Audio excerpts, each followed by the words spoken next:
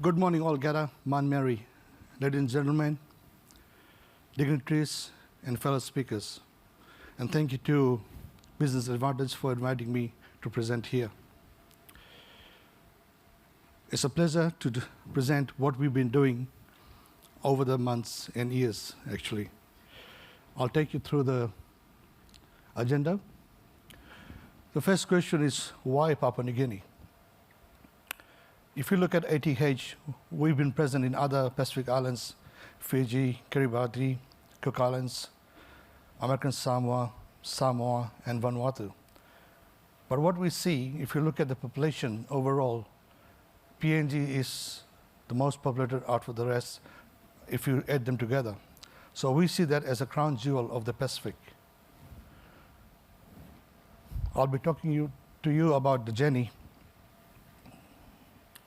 of where we started our journey. And this started basically in 2018. We see PNG as an emerging market. Young populations with average age of 22 years old, and generations that moving into the digital era. So there is the opportunity for mobile penetration plus internet and social media presentations.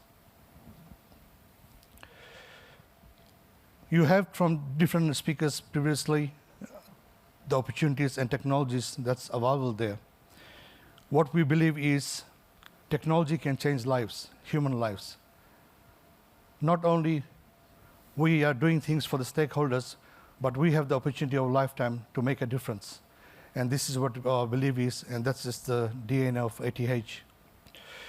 Wherever we've moved in, we have partnered with local partners, and most of them is actually the super funds where the individual will benefit being member of the super fund. And there's no difference in Papua New Guinea. We are open to discussion with a number of super funds where they can be the equity partners, so we make sure that people of Papua New Guinea also benefits from our investment. PNG is an emerging market. We believe that with 34% of penetration of mobile network, there is immense opportunity for all three players to coexist. I do get a lot of questions asked. Two major questions that I get asked is, now the entrance of Vodafone, what will happen to the state-owned telecos? That's one of them. My answer to them is, they need to exist, they need to grow, and we want them to grow along with us, because it is important that the state-organized SOEs are also beneficial of this investment. And I believe the government is also talking in the same sense, and with Stephen talking about the digital transformation. So for Vodafone, we are open to collaboration with all the players, including Digicel and Telecom, B-Mobile now merged together. We open to discussion for sharing our towers with Telecom. It all depends on how they perceive us as a threat or a partner together to grow. With the current penetration rate, as I said before, we have a lot to cover. If we can cover 60% of that, I'll be happy in the next 2 years. So with three of us collaborating, we can provide a better service to the people, to Papua New Guineans who deserve the best. And Digicel has done a great job building towers all over Papua New Guinea.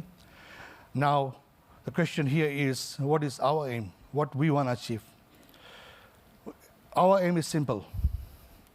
We want to build the best network, resilient network, and coverage so we can connect the unconnected. And that is our goal. Our journey. We started in 2018, the planning concept. Then, unfortunately, COVID hit. So that delays our launch by almost 18 months. What our initial plan was to have a 10-key solution whereby our vendors and our partners would come in and set up the network, launch it for us, and then we will manage it. Because of COVID, we had to change our plans. We could not get the expertise we wanted in the country. So what we did was we went and started hiring all the Papua New Guineans that were studying overseas, Fiji, China, Hong Kong. We trained them and brought them back into the country. So I'm pleased to say, because of that, we managed to reduce our costs, plus we have created a lot more jobs and opportunities for the Papua New Guineans that we would have done before COVID launch. Although we would have gone to the market sooner than later, but out of our 400 employees and growing, 99% are Papua New Guineans, which I'm proud to say, and average age is 32. Excluding me, I'll tip the scale the other way. So we are proud to have a very young force, a common vision to succeed. Failure is unacceptable for us. We launched in April. When we launched with 5 provinces. That was Lae, Pom, Hagen, Goroka, and Medang. By June, we've actually covered 9 provinces. And as I speak, we have covered almost 12. So our aim is to grow. By December or by January next year, we'll have presence in all 22 provinces. Now, that is building our own towers. But if we do have opportunity to co-locate with Digicel and Telecom, then I believe that we'll cover the provinces by November or December. We have a lot of towers, almost over 200 sitting in Papua New Guinea at this stage, and if there is opportunity for co-locations, then obviously we'll build towers in the remote sites where the plan is in the 3rd phase or 4th phase, so that we can connect the unconnected sooner. With this launch, what does it mean for PNG? Previous speakers have said about connectivity, cloud services, and also IoT. One sample was from AWS regarding the avocado. Well, we are offering the services now in Papua New Guinea. We have built multiple data centers. We offer full cloud services for hosting, co-locations, disaster recovery, offsite backup, you name it, we offer to you. We have cloud PBX. We have IoT systems for monitoring mechanical device or agricultural. Sorry, I went backwards. Okay, thank you. What are other value-add services we'll bring to the community? If you are from Fiji, you would have known that we do quite well with M-Pesa, which is the e-wallet. And that is something we will introduce to Papua New Guinea as well. That will increase not only the e-commerce, but it will make business connectivity and doing business as a whole much smoother. Because as you know, PNG is driven by cash economy at this stage, and I think there is a drive by the government to inclusive the SME. So you can collect your fair tax as well. So this technology will allow you to do that. What we have done, pricing reform. With the launch just over 100 days, you must have noticed that the data price has come down by 30%, which is good, but I think it can be better. The question is, can it get cheaper? My answer is yes. But before that happens, there's other things need to follow. For example, there need to be a coverage of power greater than what we have at this stage. PNG has connected to 13% of power grid. And there is the talk, and I think there's a lot of push from other governments as well. By 2030, we're looking at 70%. As the power come in, the telecom industry will also grow, and the penetration will increase. And that will also reduce the cost of selling to you. Second issue we face is there's only one gateway in the country, fiber, and the reliability. So for us to provide a better service, we have to have satellite VSAT in every province. And that adds quite a cost to our business, and hence the pricing, what you see now, is not what we expect to be. If you look at Fiji, the cost of data is so cheap. But PNG will get there. Only problem here is the will and the policies and what is government trying to achieve. And hearing from His hearing from the commissioner the other day that you have great plans for Papua New Guinea. And if you do follow that through, I believe that we will be like Australia or New Zealand in the next 10 years, and it's possible. It must be done. You have the resources, you have the vision, and what you achieve as a government, I believe in the next 5 years will be great things for PNG to come. And we as a private sectors, we are happy to partner with you in whichever means we can help to contribute to the growth of the economy and to bring the value that we come as, although we are foreign country, but we come from foreign country, but our living is in Papua New Guinea. So it's our obligation to give back to the community of Papua New Guinea. This was our roadmap when we launched. This was our coverage. So basically, we covered Hagen, Goroka, and Medang. After the launch in July, we moved into Chimbu, Jiwaka, and East Sepik. And by the end of August, we'll be covering Anga, Hela, and Southern Highlands. So that's 12 out of the 22 provinces. By October, we'll be covering 16 sites. That will include Sepik, Gulf, Oro, and Milne Bay. By end of November, we will be in the NGI as well. Now, this plan is based on we building our own towers. Should we co-locate, and there is opportunity and collaboration, then we'll get there sooner than that, and within the 3 months time frame. By February,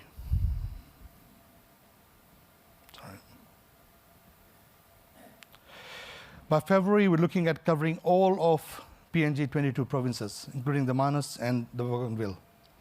So the question we're asking now is, if we do have this coverage we're trying to do in a very short span, how can we change the lives of Papua New Guineans? What can we do for Papua New Guinea? We are not waiting for being EBITDA positive before we do our CSR. We have started doing that from the beginning. During our launch, our chair, Ms. Kalpana Lal, mentioned that we put aside 5 million kina for education. That was just the beginning. In due course, we will have our own foundation as well, Vodafone Foundation, like we have in Fiji. But here, what we're doing is we are speaking to PIH we will provide free connectivity and internet service to the remote health centers, and PIH would be providing free doctors for training the nurses remotely and also doing a lot of support work. And that MOU is just about to be signed, and I'm proud we will be part of that. That's our give back to the health community. Education, we're talking to Ford, and also we're speaking to STEM. We are providing scholarships to students from university, high school, year 12. Not just a scholarship, but we will bring them to train them with hands-on experience while they're still students. The biggest challenge we face, apart from COVID and the recent disturbance, political disturbance, and I'm pretty sure that all of you who have businesses in Papua New Guinea are going through the same challenges, is human resources. Getting quality human resources is a challenge. And that's something we have to fight for with the bigger players. But what we have to do is obviously create that momentum. Like earlier, the Trade Commissioner said, Fiji is producing about 1,000 graduates in IT every year. Unfortunately, in Papua New Guinea, we have to actually push people to get trained. If we have to grow as a country, as a company, we have to invest in education. And there's no other way. Education is the key. And obviously, health is the key as well. So with Vodafone and with the ATH DNA, we will do our fair share of promoting that and making sure that we do have a better educated talent in the next 10 years where we are struggling to get the staff at the moment. We are also looking at sponsoring sports. We are talking to athletics. We are speaking to, we are just about to sign the agreement with the National. So the National Soccer League will be the Vodafone National Soccer League. We like to we like to support the sport in a way is two reasons behind that. One is the grassroots people can benefit from our investment. Other is if they are in sports, they will not be involved in things you don't want your kids to be involved in. So starting them from a young age in sports will develop their skills. And you see recently, PNG has done great in sports. You've just won the women's soccer in Fiji, you know. And that's the testimony that there are talents in Papua New Guinea.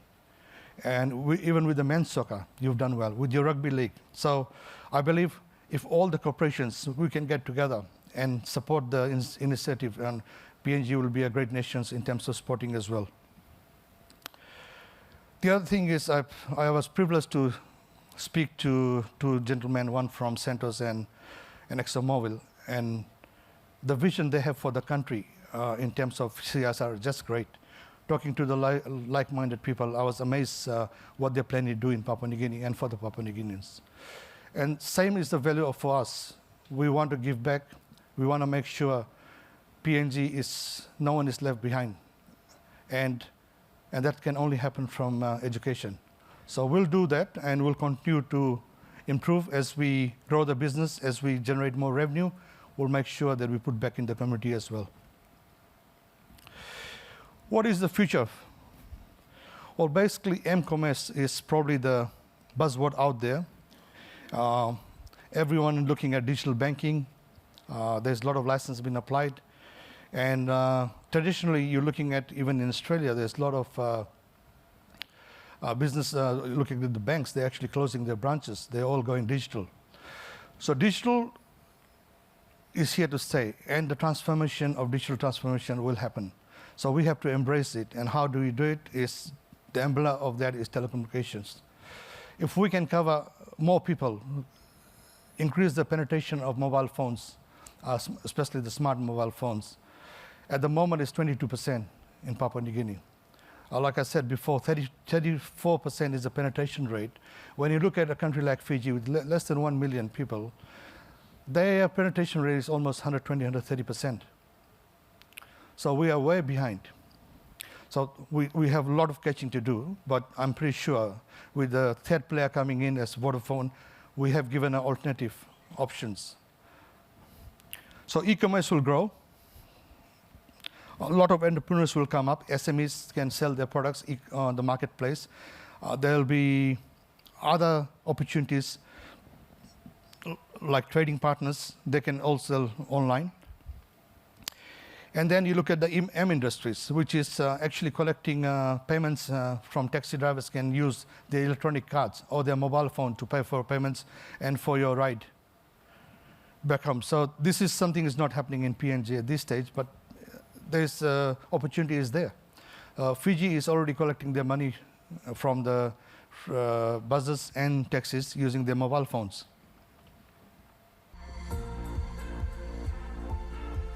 I think you've seen this already. Imagine Papua New Guinea where everybody is connected. Right. Connected to the people we love at the touch of a button. Imagine a world of opportunity that's only as far away as your screen. Where reliable, affordable coverage is always there at your fingertips. Imagine a network that lets you communicate instantly whoever you are, wherever you are.